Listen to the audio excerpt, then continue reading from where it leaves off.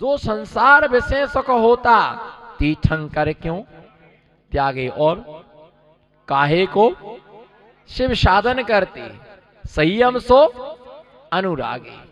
अब मन में इच्छा तो बहुत होती है कि हम भी मुनि बने, मन में इच्छा तो बहुत होती है कि हम भी मुनि बने, पर डर लगा छे केस लॉन्च कैसे करें, क्या केस लॉन्च कैसे करेंगे। तो बाल दो तीन खींच के देख, अरे भाई रहने दो, अपने बस की नहीं है, अपन तो कोई महाराज जी आएंगे चौका लगाएंगे और आहार देंगे बस। और फिर अष्टमी को एक आसन किया तो शाम को भरभराटे पड़े, एक आसन किया। अब याद आई कि महाराज जी 12 महीना एक आसन कैसे करते होंगे। एक आसन किया तो हिसाब से भोजन भी कर लिया, लेकिन अब वो खाने की आदत तो है ही, और पैदल चलना पड़ा, एक दो कंकड़ लग गए तो विचार किया कि अब जीवन भर पैदल कैसे चलेंगे, बिना जूता चप्पल के कैसे चलेंगे, नंगने कैसे रहेंगे, ठंडी में, गर्मी में, बरसात में। तो फिर ये मन में विचार किया कोई महाराज जी संपर्क करो, कोई शॉर्टकट हो मुनि बनने का तो बताओ, कि दिन भर दिगंबर रह जाएंगे, रात को कम्बल ओढ़ लेंगे। कोई हो महाराज जी ऐसा सस्ता सा रास्ता, कोई सरल सा रास्ता हो तो बताइएगा। भैया मोक्ष मार्ग का कोई भी शॉर्टकट रास्ता, कोई भी शॉर्टकट रास्ता नहीं है। मालूम ऐसा हुआ, एक घर में, एक परिवार में पर्युषण पर्व में किसी ने क्या किए होंगे, उपवास किए होंगे। घर में सबने एक आसन किया, तो उसका जो पति था उसने सोचा कि सब उपवास कर रहे तो 14 को अपन भी क्या कर लो। अब देखा सीखी तो है, कई तो एक आसन करना नहीं चाहते, घर वाले मिलके करवा देते हैं। कैसे 3 जनों को भोजन करना नहीं है, एक आसन है, अब अकेले हैं तो इनको, अब मैं बोलना नहीं चाहता लेकिन इनको सदानी ने बोल ही दिया, फंस गए निराले भैया। अब क्या करें, अब एक आसन करना तो नहीं, तब रहन तो दो, अब कोई को नहीं खाने तो हम भी नहीं खाएंगे। तो उन्होंने भी, अब सबका उपवास था तो बोले हम भी आज उपवास करे लेते, कोई बात नहीं। उन्होंने क्या कर लिया, उपवास कर लिया। उपवास तो उन्होंने कर लिया, और उपवास कर लिया, अब वो सदा नहीं उनसे उपवास,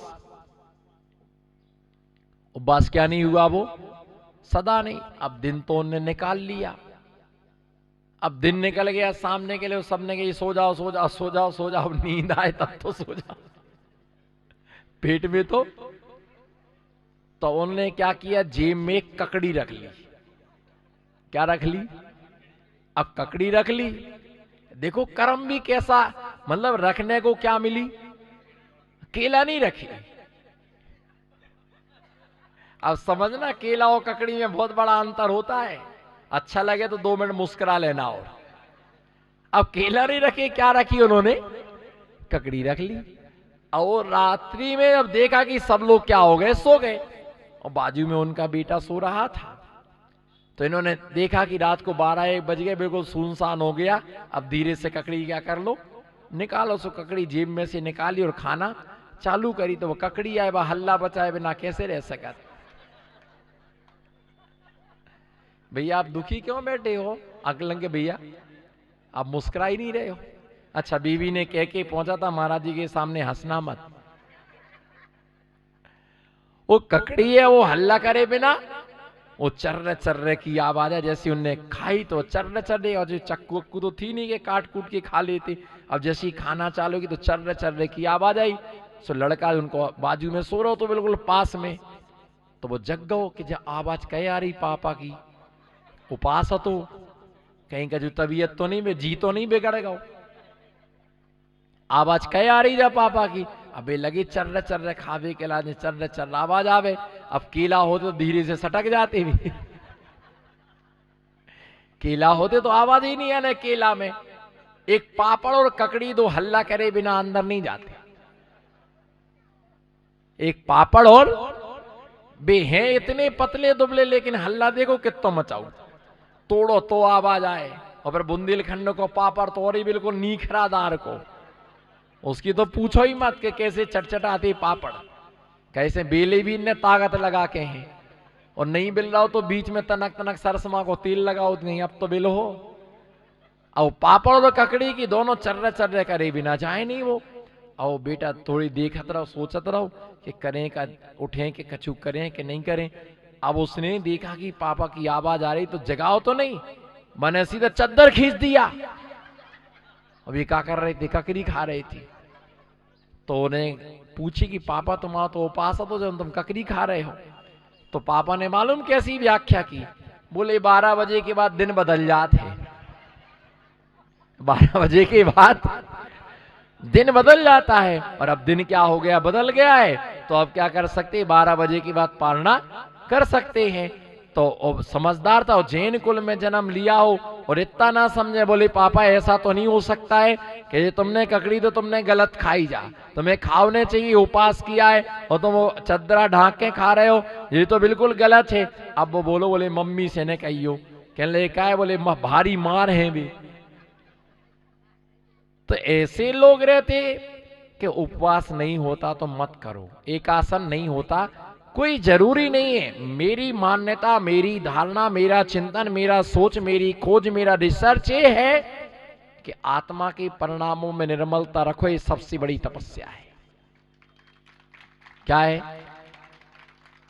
आत्मा के परिणामों में निर्मलता रखो, ये सबसे बड़ी। बताओ मेढक ने कौन सा अभिषेक करो तो भगवान को करो, तो तनक कछु तो कहो। मेढक ने कौन सा अभिषेक किया, भगवान का नहीं किया। तो नाग नागिन ने कौन सा विधान रचा लिया था जो स्वर्ग में चले गए। और मेढक भी बताओ भगवान के समोषण में जाते रस्ते में हती, पहुंचे ही नहीं पाए, गैल ही में मर गए, पहुंचे ही नहीं पाए मंदिर, और गैल में ही क्या हो गए, हाथी को पैर पर मर गए। नाग नागिन ने कौन सा विधान किया, कुत्ते ने कौन सी शांति धारा कर ली, और बकरों ने कौन सा स्वाध्याय कर लिया, सब स्वर्ग गए। पार्श्वनाथ कुमार ने नाग नागिन को नमोकार मंत्र सुनाया, मर के कहां गए, मर के कहां गए, स्वर्ग गए। और जीवनधर ने नमो का कुत्ते को नमोकार मंत्र सुनाया, मर करके स्वर्ग गया। कौन सी शांति धारा कर ली। मेढक भक्ति के प्रभाव से स्वर्ग में क्या बना, स्वर्ग में वो देव पर्याय के लिए प्राप्त हुआ। कौन सा इन्होंने धर्म कर लिया विशेष, लेकिन भाव से सुन लिया, भाव से। अच्छा एक आदमी को आप देखना मंदिर में जब पूजन करता है, हे निर्मल देव तुम्हें प्रणाम, हे ज्ञान दीप आगम, हे गुरुवर शाश्वत सुख दर्शक यह। ऐसा लगता है कि वास्तव में इतने निर्मल प्रणाम, इतने निर्मल प्रणाम ये मक्खन लाल जी दूध के धुले हैं। हम देखो रे देखो कितने भाव से, और उसी को आप कहीं बाजार में दुकान में देख लो ना, तो देखो मंदिर में क्या थे और यहां क्या है। परिणामों की ये बड़ी विचित्रता है। हमारा मान्यता ये है कि आत्मा के परिणाम अच्छे रहे ना, ये सबसे बड़ा क्या है, धर्म है। एक व्यक्ति ने 1 घंटे पूजा की, 1 घंटे स्वाध्याय, प्रश्न है हल्का फुल्का नन्ना दुबला कुंचुम कुंचुम छोटा सा। एक व्यक्ति ने 1 घंटे पूजा की, 8 घंटे स्वाध्याय किया, 15 मिनट उसने नमोकार मंत्र की जाप करने में लगाए, 15 मिनट गुरु के पूजन करने में लगाया, पूरे कितने हो गए, 2 घंटे हो गए। मंदिर से निकला, रास्ते में लोग मिले, एक को भी जय जिनेंद्र नहीं किया। और एक व्यक्ति ने ना पूजा की ना अभिषेक किया, मात्र भगवान का दर्शन किया। और जितने लोग मंदिर में थे सबको हाथ जोड़ के क्या किया, क्या किया पंडित साहब, अब बताओ किसकी सार्थकता है। मुझे ऐसा प्रतीत होता है कि उस पूजा करने वाले व्यक्ति की अपेक्षा से जय जिनेंद्र करने वाला व्यक्ति महान है। एक पत्थर की मूर्ति की तुम अभिषेक पूजा कर सकते, तो हम में भी तो भगवान बनने की क्या है। हमारा जैन दर्शन ये कहता है पाषाणेषु यथा मध्य दुग्ध मध्य यथा दितम तिल मध्य यथा तेलम दे मध्य यथा शिवम। जिस प्रकार से तिली के अंदर तेल, बोलो जिस प्रकार से तिली के अंदर तेल, दूध के अंदर घी, लकड़ी के अंदर अग्नि, उसी प्रकार से इस देह के अंदर परमात्मा छिपा हुआ है। कौन छिपा हुआ है? चींटी के अंदर भी भगवान बनने की उसकी रक्षा की ना आपने। पानी छान करके लाए, क्यों लाया उसमें? अच्छा, आपको उस एक इंद्री में एक इंद्री दिख गया और इस पंच इंद्री में तो मैं पंच इंद्री नहीं दिख रहा। कुएं, अच्छा कुआ ही नहीं है, ये अच्छी मिली बुआ, इनने बताया यहां नहीं है कुआ। गजब के लोग हैं महालक्ष्मी नगर में। एक जनों ने पंडित साहब कुएं के पानी का नियम लिया कि हम कुएं का पानी पिएंगे। कहे का बोलो ना, चलो ठीक है, वो तो हम मान रहे कि अच्छा है, कुएं का पानी तो बड़ा फायदेमंद रहता है, एक प्रकार की औषधि है वो। अब कुएं का पानी का नियम लिया तो कुएं दो प्रकार के, एक गोल कुआ और एक चौकोर कुआ, चौपरा। कौन सी कुआ? अब कुएं के पानी का नियम है कि कुएं के आकार का नियम है। अब उसने गोल कुएं का पानी पिया तो बस वो यही कह रहा कि मैं मरते मर जाऊं पर चौकोर कुएं का क्या नहीं पीऊंगा, मैं पानी नहीं पीऊंगा। मैं तो बोलो अंशु भैया, हम तो गोल कुएं का ही, सोगानी जी बोलो ना, हम तो, क्योंकि हमने बचपन से, बोलो ना, हमने बचपन से उन्हें पूरे गांव भर के आदमियों ने समझाओ कि भैया जो गोल कुआ बनो उनमें भी चौकोर ईंटें ही लगे। नहीं, ईंटा तो गोल बनता नहीं है, चौकोर ईंट इसमें भी लगे हैं और चौकोर ईंट इसमें भी लगे हैं। इसका आकार चौकोर है और उसका आकार गोल है। पी लो भैया, प्यासे मत मरो। नहीं, हमने तो नियम लाओ कि भली मरते मर जाए पर हम तो पानी पिए तो गोल कुआ को पिए, चौकोर कुआ को तो हम पानी नहीं पिएंगे। खूब समझाया, खूब समझाया, आखिर में नहीं पिया तो नहीं पिया। अब बताइए, पानी निर्मल होना चाहिए, पानी मीठा होना चाहिए, पानी स्वच्छ होना चाहिए, पानी शुद्ध होना चाहिए, चाहे वो चौकोर कुएं का हो चाहे वो गोल कुएं का हो, हमारी प्यास बुझाने वाला होना चाहिए। बस इसी प्रकार से दिगंबर तो दिगंबर है। बोलो दिगंबर तो मुनिराज ही होते हैं, चाहे वो कहीं से हो, कैसे भी हो, कोई सागर वाले हो चाहे नंदी वाले हो, चाहे कोई नंदी हो चाहे कोई सागर हो चाहे कोई कीर्ति हो, दिगंबर मुनिराज के हाथ में क्या मिलता है? क्या मिलता है? पीछी और एक काली गाय, सफेद गाय, दूध नहीं, झूठा मत बोलना। अरे काली गाय का काला दूध और सफेद गाय का सफेद, और लाल हो गाय तो उसका लाल निकलेगा। भैया दूध सबका सफेद ही निकलता है, चाहे गाय कैसी हो। मुर्रा गाय भी हो तो भी दूध, हाँ ये तो हो सकता है कि दूध कम ज्यादा दे, क्या करें, हमारी गैया तो दूध कम दे थे, पर जा नहीं कभू कहेंगे हम चारों कम चराऊ थे। चारा अच्छा डालो, खली खली खिलाओ, माल खिलाओ, गुड़ डाल के सानी खिलाओ, अब पानी पानी पिला रहे। एक जनों ने चौके में मैं गया, दूध दिया, इतना पतला इतना पतला इतना पतला, ऐसे लगा जैसे गिलास धोके दे दो हुई। महिलाओं की आदत रहती ना कि जब दूध छान लेती ना वो, तो गंजिया में आधो गिलास पानी और डालोगे, हिलोर हैं, फिर हिलोर के फिर छन्नी को उल्टो करे हैं, वो छन्नी पे तनक आधो गिलास पानी डाले, वो ठोकेंगे जितो छप हुए वो सवेई में गिर जाए। फिर वो खंगार पंगार के फिर वो दूध में क्या करें, डाल देंगे। तो मैंने बाद में पूछा, मैं तो पूछ लेता हूं, मैं मन में सल्ल नहीं रखता हूं। आहार हो गए तो मैंने पूछा कि यार दूध बहुत पतला था। बोले महाराज जी क्या करें, गाय बंधी थी, हमने देख नहीं पाया तो उन्हें 2 बाल्टी ज्यादा पानी पी लो।